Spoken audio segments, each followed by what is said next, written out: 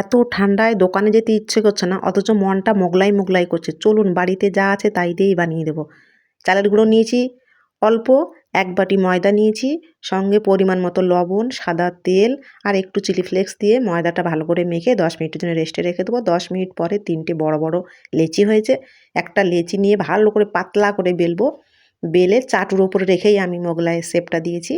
আমি আগের থেকে ডিম ফাটিয়ে তার উপরে কাঁচা লঙ্কা, পেঁয়াজ, ধনেপাতা কুচি, লবণ সব রকম দিয়ে ফেটিয়ে রেখেছিলাম, সেটাও আমি ময়দার উপরে দিয়ে আর একটু বিস্কুটের গুঁড়ো, কয়েক টুকরো চিকেনের টুকরো আমার রান্না করা ছিল সেটাও দিয়ে মোগলাইয়ের শেপ দিয়ে সাদা তেল দেবো, উনুনটা ধরিয়ে দেবো, অল্প আঁচে মুচমুচে করে ভাজবো। যেহেতু চালের গুঁড়ো দেওয়া আছে এটা সুন্দর মুচমুচে হবে, টেস্টিও হবে।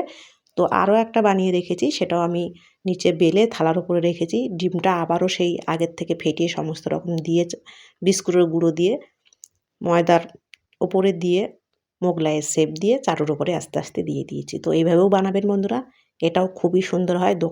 দোকানের থেকেও আশা করি ভালো হবে, কারণ নিজের হাতে সুন্দর করে বানানো। হয়তো দোকানে তারা প্রফেশনাল করে, সেরকম সুন্দর না হলেও খেতে কিন্তু খুবই টেস্টি হয়। আর এটা যেমন খুশি আলুর তরকারি দিয়েও খেতে পারেন, কিংবা আপনারা কোনো সস দিয়েও খেতে পারেন। আর স্যালাড হলে তো কোনো কথা নেই, একটু শসা পেঁয়াজ কুচি হলে তো আরও সুন্দর হয়, দোকানের মতনই হয়ে যাবে।